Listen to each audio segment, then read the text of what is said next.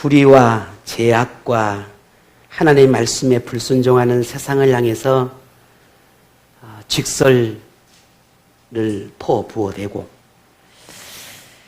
권력을 이용해서 불법을 자행하는 이 권력자들을 향해서 정의를 외치고 하나님의 나라보다 이 땅을 더 사랑하는 세상을 향해서 하나님 나라에 대한 소망을 선포했던 선지자, 예언자라고 불려지는 당대의 영웅처럼, 아니 영웅이었던 사람이 성경의 세례 요한으로 등장합니다. 이런 세례 요한의 사역은 그야말로 유대를 떠들썩하게 했습니다. 다 발칵 뒤집어 놓았습니다. 죄를 회개하고 하나님의 나라를 준비하는 삶을 살아야 한다라고 하는 아주 강렬하고도 간단하지만 그러나 그 말씀의 선포 속에 불같이 품어내는 그 설교와 그의 독특한 광야에서의 그 삶은 사람들의 마음을 움직였고 그들의 삶을 바꿔놓았습니다. 비록 그의 그런 강렬한 설교와 불의에 저항하는 이 강직함 때문에 결국은 목이 베어지는 그런 순교를 당하게 됩니다. 조금만 타협하고 조금만 모르는 척하고 그냥 덮어주었더라면 여전히 수많은 유대 사람들에게 분봉왕에게 그 헤롯이라고 하는 왕에게도 사랑받고 정말 아름답게 그의 일생을 마무리했겠지만 그러나 세례 요한은 그러지 않았습니다. 결국 그런 강직감 때문에 목이 배임을 당하고 순교를 당합니다. 세례 요한 그런 삶은 그렇게 걸어야 했습니다. 세례 요한은 그렇게 살아야 했습니다. 누가 뭐라 해도 세례 요한은 그것이 자신이 걸어야 할 삶이고 자신이 감당해야 할 사명이라고 여기며 그렇게 살아냈습니다. 어쩌면 그의 가족은 세례 요한의 그런 삶을 얼마나 이해했을까라는 생각을 해보게 됩니다. 물론 세례 요한도 성령을 통해서 그의 태어남을 이미 예언되어오고 예비되어진 그의 삶이 어떠하라고 하는 것을 예언되어 있었습니다. 하지만 정작 눈앞에 펼쳐지는 그의 삶을 볼 때 얼마나 이해할 수 있었을까라는 겁니다. 쉽지 않았을 것입니다. 그 모든 것들을 뒤로 하고 세례 요한은 자신이 가야 할 그 삶, 하나님께서 맡겨주신 그 사명을 감당하기 위해서 그 길을 갑니다. 조금도 흔들림이 없이 그렇게 자신은 그 삶을 살아냅니다. 그래서 어쩌면 유대인들은 이 세례 요한을 존경하고 따르고 어쩌면 그래서 이 세례 요한을 더 사랑했는지도 모릅니다. 그런 그 시대에 참 하나님의 종이었고 그 시대에 참 선지자였고 참 예언자였습니다. 누구나 태어나면 어떻게 되든 자신의 주어진 삶을 살아내다가 결국 하나님의 부름을 받아야 되는 것이 이 땅의 모든 사람이 정해진 이치입니다. 문제는 누구나 태어나고 누구나 죽는데 어떤 삶을 사느냐입니다. 하나님이 자신에게 주어진 삶을 이해하고 그 삶을 순종하는 삶을 살아내느냐, 이게 중요합니다. 그런데 세례 요한은 그렇게 삶을 살아냈다는 겁니다. 그저 스쳐 지나가는 바람처럼 그런 인생일 수도 있겠지만 그러나 세례 요한은 자신에게 주어진 이 나그네와 같은 삶을 하나님께서 허락한 그 믿음의 삶으로 바꾸어 놓았고 그래서 그의 사역은 그야말로 폭풍처럼 강렬했고 하나님이 원하시는 그 뜻을 실현하는 데는 조금도 부족함이 없는 그런 믿음의 삶을 살아냈던 사람이 이 세례 요한이었습니다. 그런데 이런 세례 요한의 삶은 제가 조금 전에 말씀을 드렸던 것처럼 이미 하나님께서 계획해 놓으신 것이었습니다. 어쩌면 세례 요한이 성인이 되어가고 자신이 그런 삶을 살아내면서 회의는 없었을까? 후회함은 없었을까? 혹은 하나님 앞에 그런 삶을 살기 원하지 않는다라고 거부하거나 혹은 하나님 앞에 하나님을 피해서 도망가려고 하는 그런 생각은 없었을까?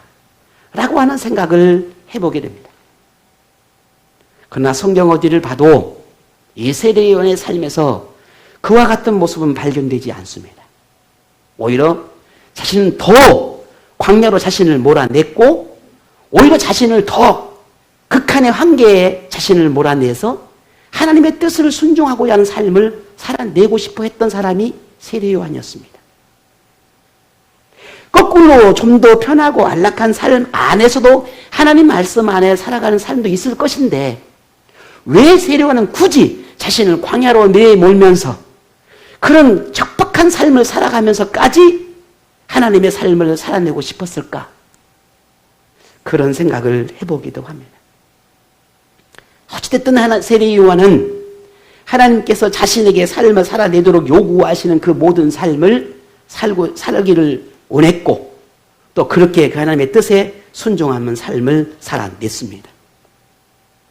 세례 요한을 향한 하나님의 뜻은 그가 그런 어떤 삶을 살아내는 그와 같은 삶을 살아내는 그 모든 것들이 잠시 잠깐이었습니다.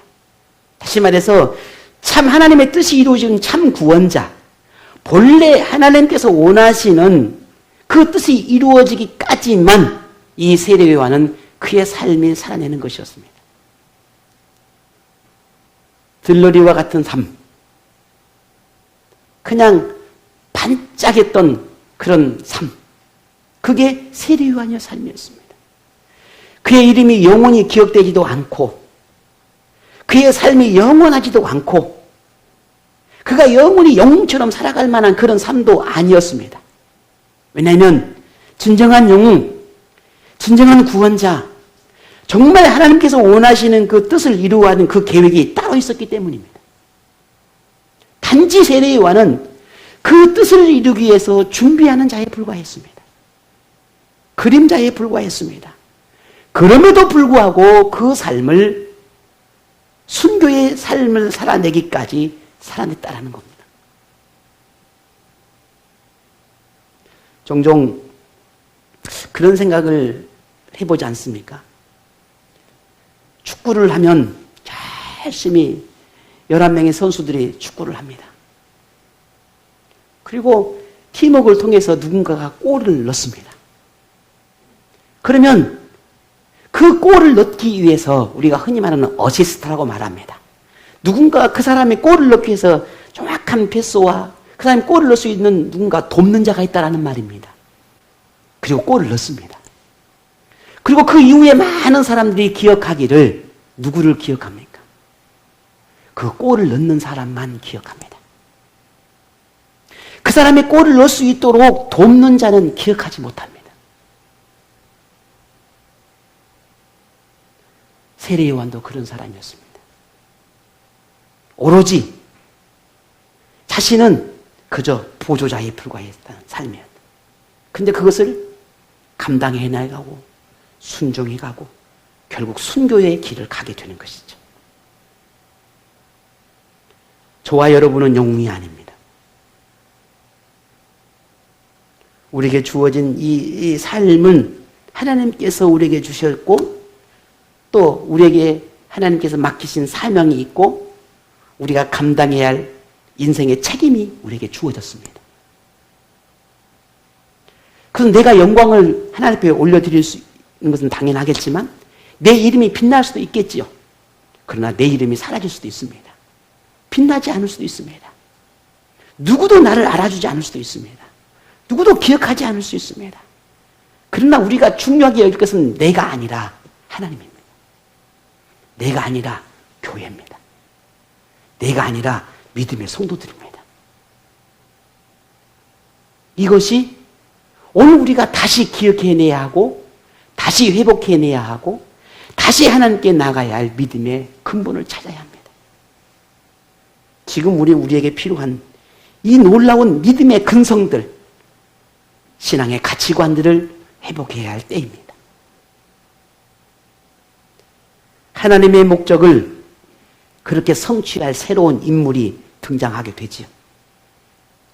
세례 요한은 이제 지는 해가 되었고 다시 진짜 하나님이 원하시는 그 뜻을 이루어야 할 새로운 인물이 등장해야만 합니다. 아니, 등장하게 됩니다. 이분은 예언자고 선지자고 구원자로서 세례 요한과는 비교될 수 없는 그런 분이지요. 세례 요한에 의해 소개되었을 뿐만 아니라 이미 성경에서도 예언했던 바로 그런 분이십니다. 이전에도 없었고 이후에도 없는 분입니다. 유대뿐만 아니라 전 인류가 기다리고 또 바라고 필요한 분입니다. 이분이야말로 인류의 구원을 위한 하나님의 뜻을 완벽하게 100% 완벽하게 성취하실 수 있는 완전한 분이십니다. 그런데 이미 이분은 이 땅에 오셨습니다. 이미 이분은 이 땅에 계셨습니다. 하지만 하나님께서 계획하신 그때가 이르지 않아서 하나님은 그 때가 이르기까지 그저 시골 변두리의 아주 작은 마을에서 한 가정의 가장으로서 한 마을의 한 보편적인 한 청년으로서 그렇게 살게 하십니다. 그렇게 하나님의 때를 위해서 30년을 기다립니다. 그리고 드디어 세상 밖으로 나오는데 그분이 누구라고요? 예수님이에요.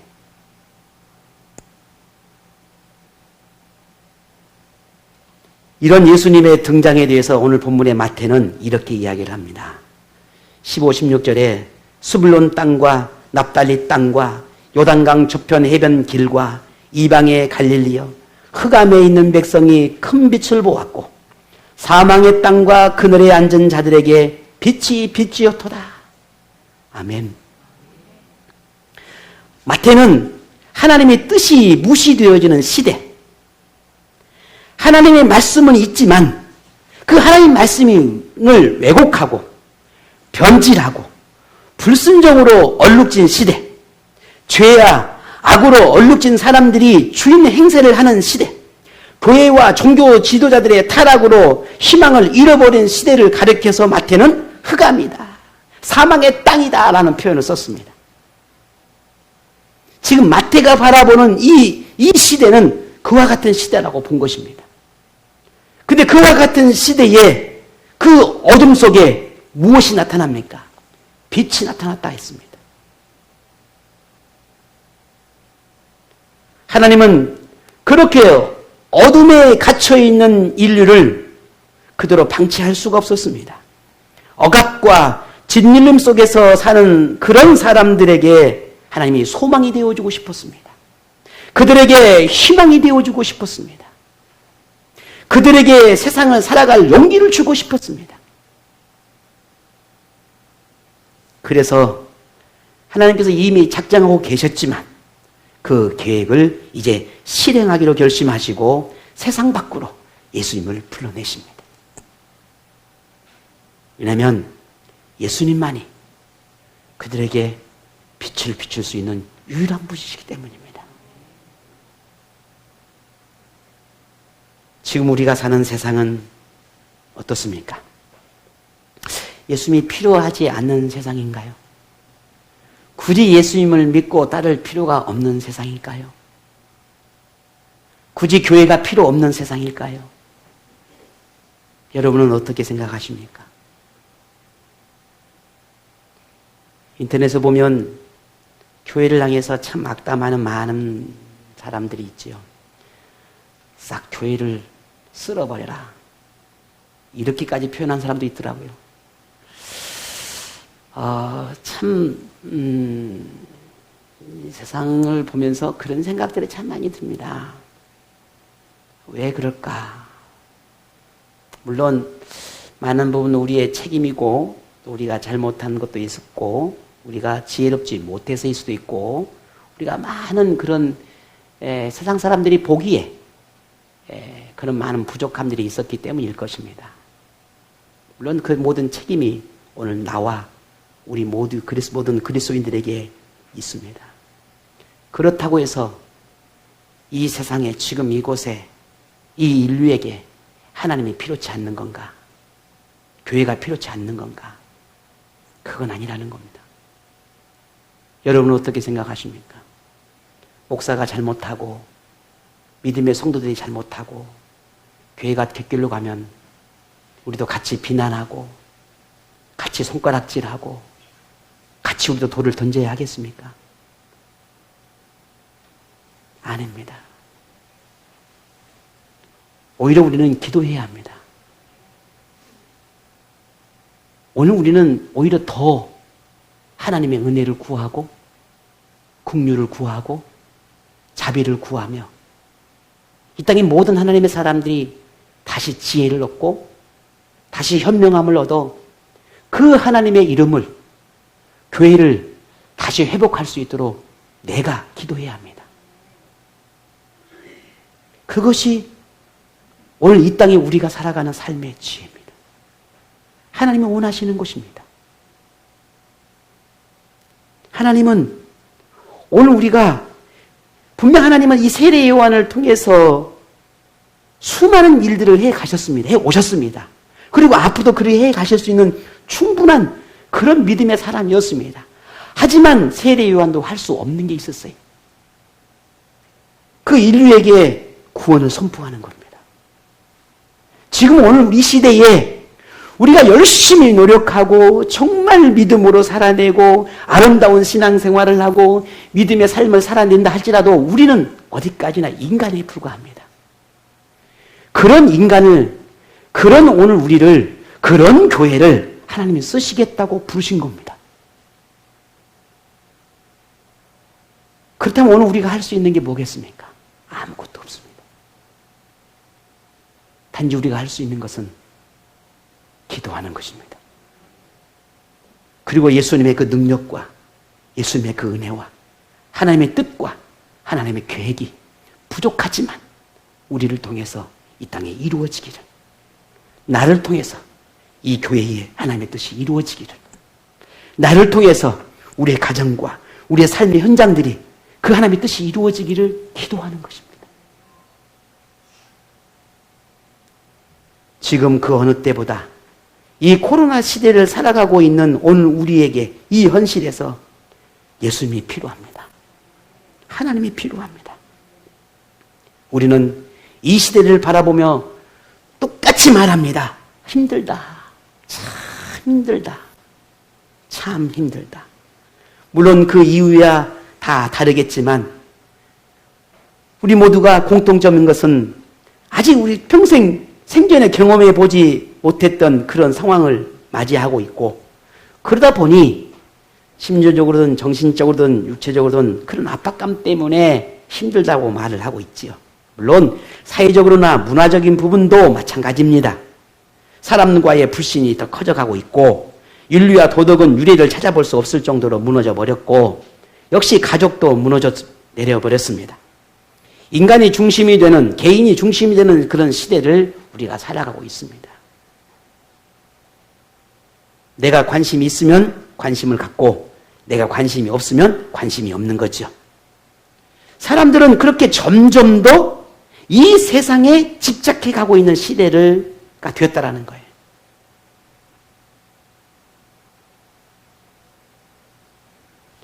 독이나 지금 현실에 부딪히는 이런 수많은 문제들로 인해서 이런 부딪히는 문제들이 있다 보니 더 하나님의 나라가 아닌 내세가 아닌 지금 이 현실에 갇혀서 살아가고 있다는 겁니다.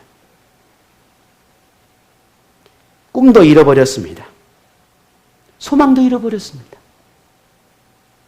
그저 하루하루 안전하게, 그저 평안하게 살아가는 것에만 이제는 우리의 생각들이 집중되어지고 있습니다. 불안함, 두려움들이 내일을 보지 못하고 현실에 갇혀버렸습니다. 그런데 더욱 안타까운 것은 우리 그리스도인마저도 그리 살고 있다는 사실입니다. 지난주에 하나님의 치료자라고 하는 표현을 말씀드렸습니다. 오늘 박사님 그런 기도를 하셨는데 그 믿음이 우리에게 있잖아요. 내 삶을, 내 정신을, 내 영혼을, 내 육체를, 내 인생을 지금 우리가 사는 세상은 분명 빛이 있습니다. 그런데 그 빛을 못하니 어둡게 느껴집니다. 우리가 사는 지금 내가 살아가는 모든 삶의 현장에 선함이 있습니다. 그런데 그 선함을 느끼지 못하니 악함이 더 강한 듯 느끼고 있는 겁니다. 정의가 있지만 그 정의가 빛을 내지 못하니 불의가 판을 치는 세상처럼 느끼고 있는 것입니다. 지금도 하나님이 여전히 인류를 향해서 계획하고 계시고 이끌고 계시는 사실을 우리가 인정한다고 말을 하지만 그러나 우리의 삶은 그 하나님을 인정하는 삶이 그 어디 곳에도 찾아볼 수가 없다라는 겁니다. 오늘 저를 비롯해서 말이죠. 그러니 웅크러들고 그러니 조바심이 나고 그러니 두렵고 그러니 불안하고 그러니 우리 스스로 자신의 삶을 점점 더 현실 속에 가둬버리게 되는 것입니다.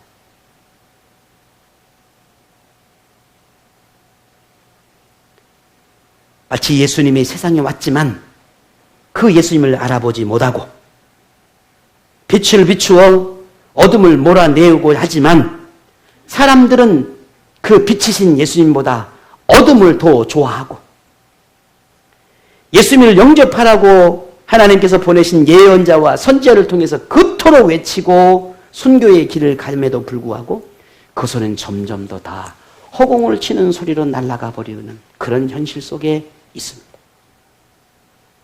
그곳에 다시 그들을 또 버릴 수 없으니 하나님은 예수님을 보내게 되는 것입니다. 지금도 크게 다르지 않잖아요. 이때와. 그래서 다시 하나님은 우리에게 예수님을 영접하라고 말하고 있습니다. 오늘 본문, 만일 하나님께서 예수님을 보내 우리에게 오신다면 뭐라 말씀하실까? 저는 이 말씀 우리에게 하신다라고 그리 봅니다. 어떻게? 우리 17절 볼까요? 같이 한번 읽어보겠습니다. 17절입니다. 이때부터 예수께서 비로소 전파하여 이르시되 회개하라 천국이 가까이 왔느니라 하시더라. 아멘. 만일 다시 예수님이 이 땅에 오신다면, 하나님이 예수님을 보내신다면 똑같은 말씀을 하시리라 생각합니다. 회개하라. 천국이 가까이 왔느니라. 당시 유대와 갈릴리, 사마리아에 가장 필요한 말씀이 있었다면 회개하는 것이었고 하나님의 아들 예수님을 맞이하는 준비를 하라는 것이었습니다. 세례 요한이 하나님께서 보내서 첫 번째 세상에 나와서 선포한 말씀이 회개하라 천국이 가까이 왔느니라 라고 하는 첫 번째 설교였습니다. 예수님께서 하나님께 부름을 받고 다시 세상에 나와서 공생애를 시작하면서 첫 번째 외쳤던 그 말씀이 회개하라 천국이 가까이 왔느니라 라고 하는 설교였습니다.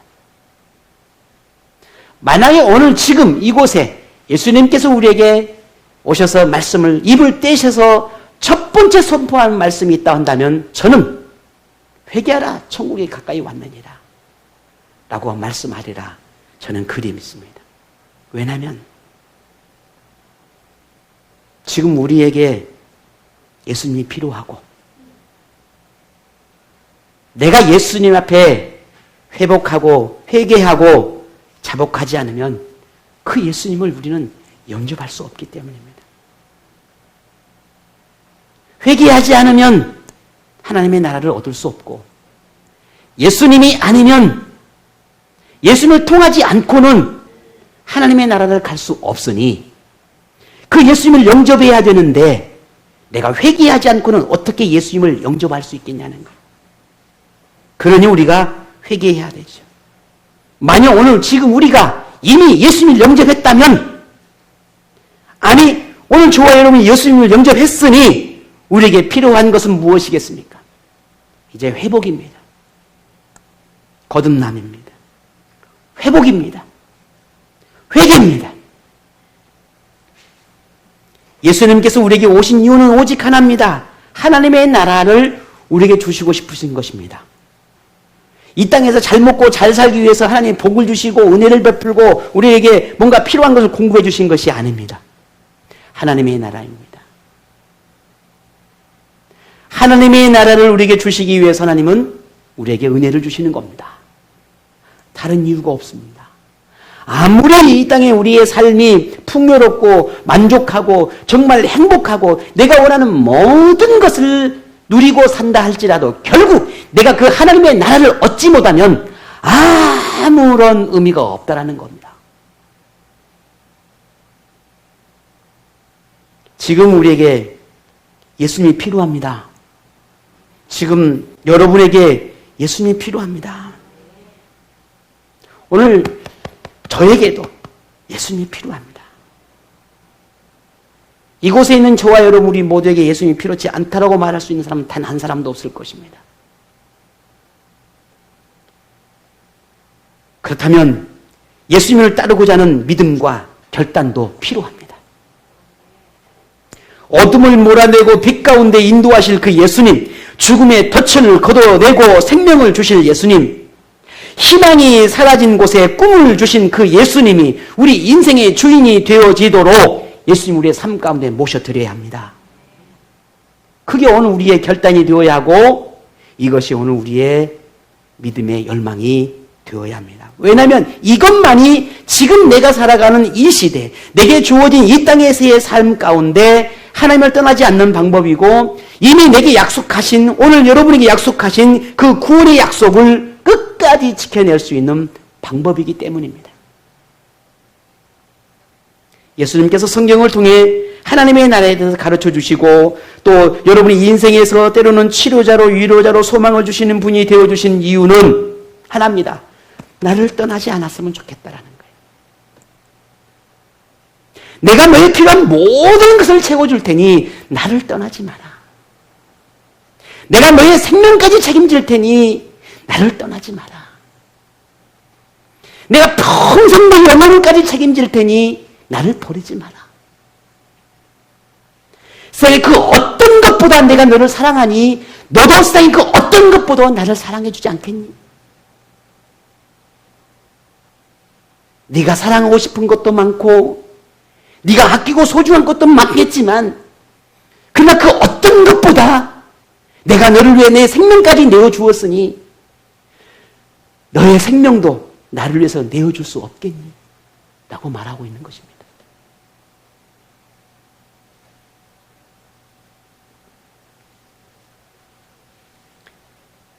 내가 너를 위해서 모든 걸 포기하고 내가 너를 위해서 그 어떤 것도 다 버릴 수 있다. 그래서 나는 너를 선택했고 난 너를 불렀고 나는 너를 나의 백성으로 삼았다. 지금 예수님이 우리에게 말씀하십니다.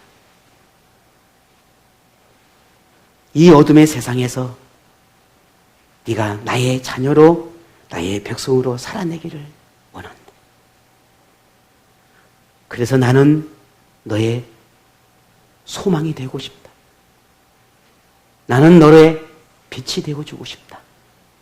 라고 우리에게 말씀하고 있습니다. 그래서 예수님은 오늘 저와 여러분을 세상에 버려두지 않으시고 나를 불러내어 주셨고 하나님의 자녀로 삼아 주셨습니다. 여러분 이 놀라운 은혜를 여러분 확신하십니까? 이 믿음을 결코 소홀히 여기지 않는 오늘 저와 여러분 되었으면 좋겠습니다. 여러분이 이 사실을 믿는다면, 이 사실에 확신한다면 하나님의 뜻을 이루기에 예수님이 하나님의 뜻을 이루기 위해서 인생의 전환점을 가졌듯이 이제 저와 여러분도 전환점이 있어야 합니다. 예수님께서 하나님의 부름에 응답함으로 좁고 험한 길을 가셨듯이 이제 우리도 그 길을 가야 합니다. 비난과 폭언과 욕설이 장대비처럼 쏟아지는 것을 알면서도 그 길을 포기하지 않으셨던 예수님처럼 이제 우리도 이 복음의 길을 포기하지 않아야 합니다.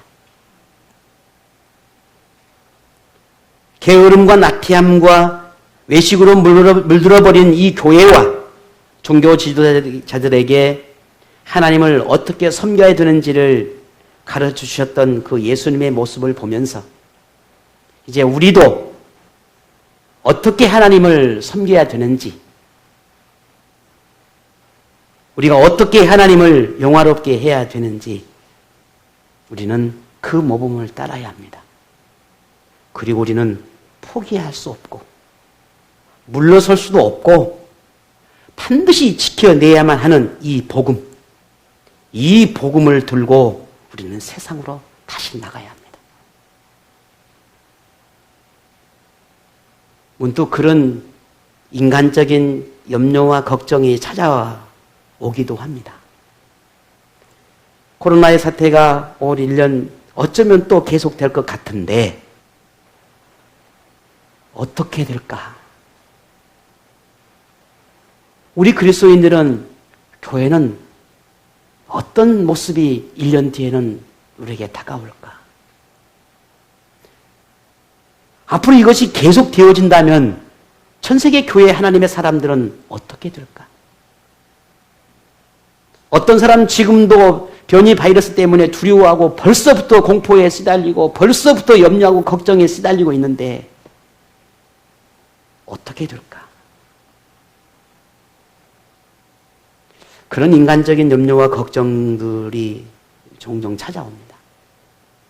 물론 하나님께서 하실 일들이고 하나님께서 모든 역사의 주인이시니까 해 가시겠지만, 그러나 우리는 그 삶을 살아내야 하고 하나님께서 나를 부르시는 그 순간까지 우리는 하나님 보시기에 부끄럽지 않는 믿음의 삶을 살아내야 하는 것이 우리의 책임이고 사명이지 않습니까? 이것이 기도 제목으로 다가오고 이것이 하나님 앞에 물음으로 다가오는 것은 그것이 저만의 문제일까요? 그래서 빛이 되신 그 예수님, 그 빛이 되신 예수님을 붙잡고 따르지 않으면 우리는 여전한 어둠 속에 갇혀버릴 수밖에 없다는 사실입니다. 그래서 우리는 이 복음의 빛이 되신 예수님을 붙잡아야 하고 다시 복음의 능력을 회복해야 하고 다시 하나님의 권능을 붙잡고 포기할 수 없는, 물러설 수 없는, 반드시 지켜내야 하는 이 복음을 우리가 품어야 한다는 사실입니다. 그러지 않으면 이 땅에 전 세계 모든 그 어느 곳에도 희망은 없습니다.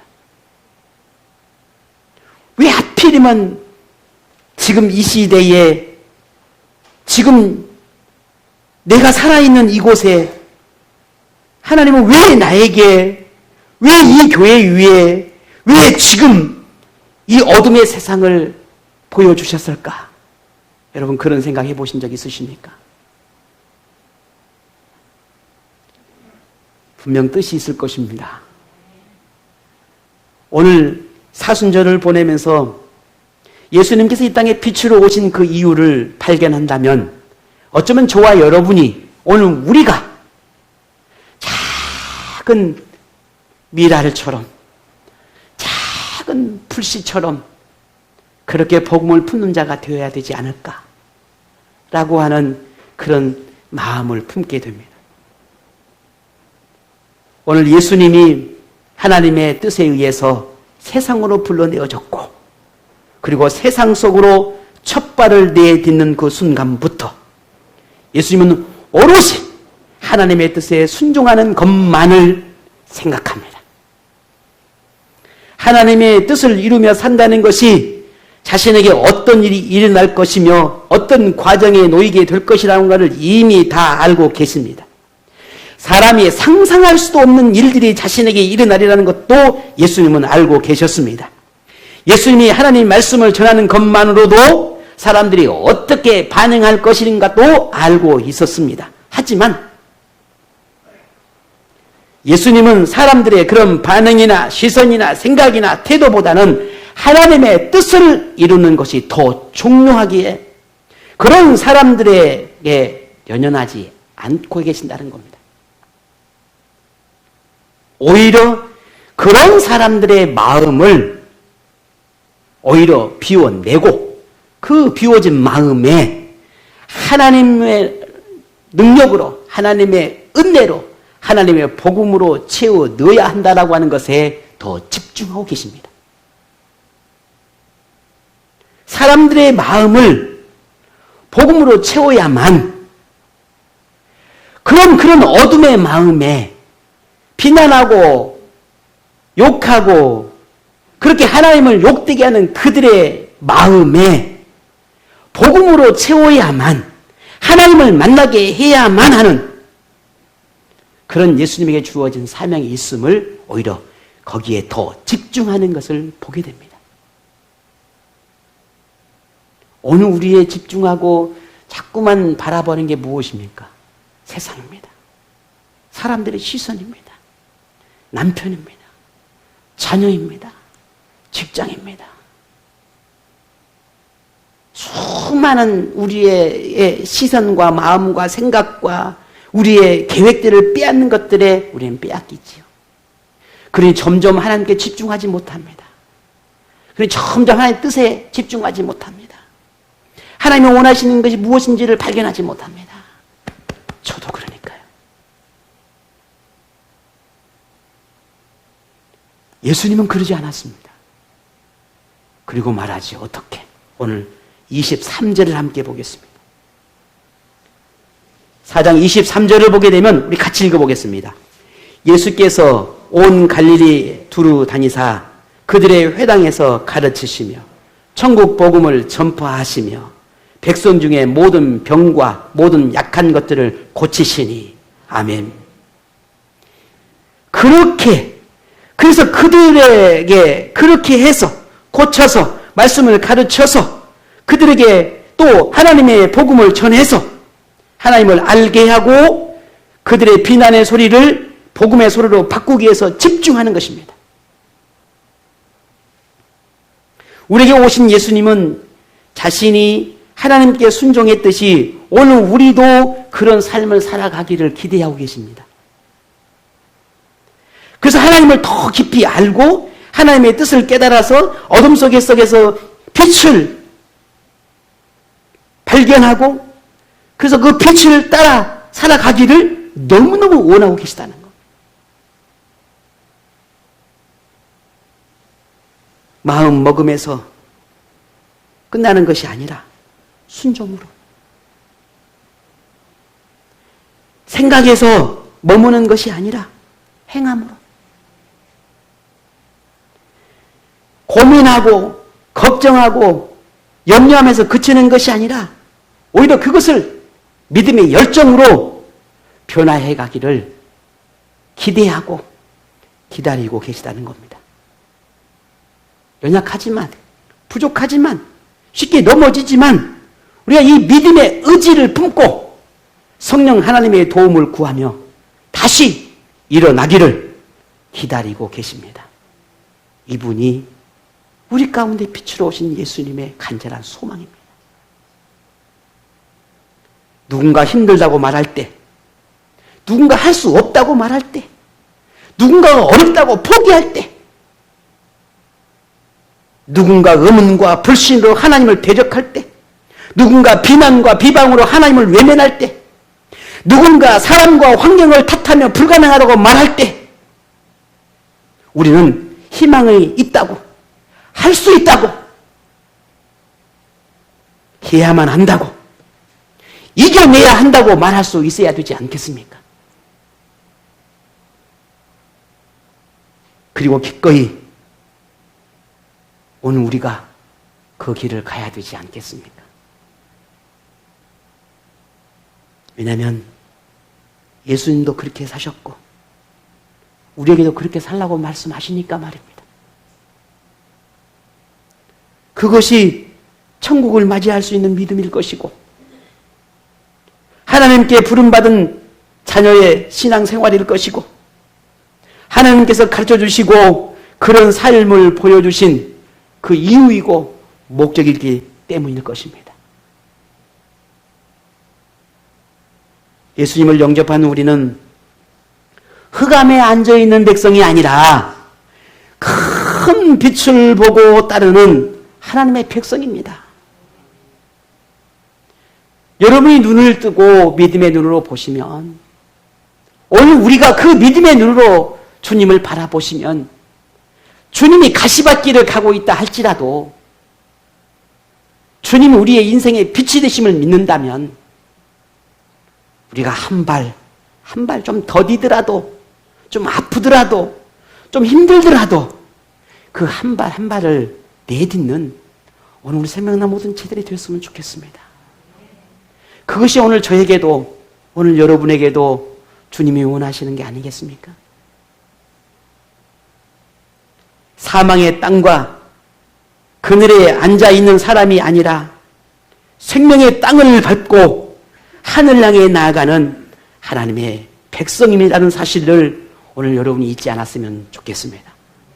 그러므로 우리에게 오신 이 예수님을 영혼 깊은 곳까지 영접하고 하나님의 그 부름의 기쁨과 감사를 고백하며 따라가는 주님의 제자이기를 바랍니다. 약한 것도 있고 병든 것도 있고 고통도 있고 아픔도 있고 슬픔도 있습니다. 그것이 무엇이든 우리 이제 이 삶을 살아내는 이 과정 속에서 이제 예수님께 내려놓으십시다. 뭐가 그렇게 저도 불안한 게 사실이고 저도 두려움이 있는 게 사실이고 아픔과 상처와 고통이 있는 것도 사실이고 여러분이 느끼는 모든 감정 저도 똑같이 느끼는 거 사실입니다. 누군가의 말에 상처받는 것도 세상을 바라보면서 암울하다고 느끼는 것도 똑같습니다. 힘들고 주저앉고 싶은 것 똑같습니다. 하지만 우리가 그렇게 살아내면 우리 가슴에 있는 하나님의 복음은 어떻게 되겠습니까? 나를 살려내신, 나를 빛 가운데 인도해 내주신 그 하나님의 은혜와 그 하나님의 사랑은 어떻게 되겠습니까? 내가 짓밟는 게 되지 않겠습니까? 그러니 이제 그것이 무엇이든 예수님께 내려놓으시고 우리도 이제 삶의 새로운 삶으로 바꿔가는 그런 전환점을 만들어가는 오늘 저와 여러분이 되기를 원합니다. 그러면 우리 주님께서 내려놓은 우리의 삶을 치료해 주시고 강건함으로 이끌어 주지 않겠습니까? 오늘 저와 여러분이 그 믿음으로 살아냈으면 좋겠습니다. 예수님이 자신의 삶을 내려놓고 하나님의 뜻을 이루기에 새로운 삶을 시작했듯이 이제 우리도 다시 결단하고 하나님이 바라시는 그 길을 우리 함께 걸어가십시다. 우리 함께 그 길을 나아가십시다. 지금까지 오늘 또 얼마나 여러분에게 감사한지요. 참 여러 가지 상황과 환경들이 있지만 그래도 그 모든 것들 속에서 어떻게든 기회를 잡고 상황이 되어질 때 또 하나님께 예배하고 또 하나님께 나가려고 하는 그런 모습들이 보여지는 것 같아 참 고맙습니다. 감사합니다. 때가 지금 이 때가 아니면 내가 언제 하나님 앞에 예배할까? 오늘이 아니면 내가 언제 하나님 앞에 기도할 수 있을까? 내가 지금이 아니면 내가 언제 말씀을 붙잡을까? 우리가 그런 마음으로 산다면 하루하루가 얼마나 소중할까라고 하는 생각이 되어집니다. 내가 오늘 아니면, 지금이 아니면, 이 시간이 아니면 라고 하는 그런 마음을 우리가 갖고 산다면 그 하나님께 나가는 그 하루가, 하나님께 나가야 하는 그 시간이, 하나님께 있어야 할 그 곳이 얼마나 우리에게 귀할까라고 하는 생각을 해보게 됩니다. 사랑 우리 생명나무, 우리 지체님들, 하나님은 그렇게 다짐하고 결단하는 그런 우리에게 분명 믿습니다. 어떻게? 이 땅에서와 하나님의 나라에서와 하나님이 약속한 이 모든 은혜와 복을 주시리라. 저는 그리 믿습니다. 오늘 저와 여러분이 이 빛 대신 예수님과 함께 빛 가운데서 함께 동행하는, 그렇게 빛 안에서 살아가는 빛의 자녀에서 되시기를 주님의 이름으로 축복합니다.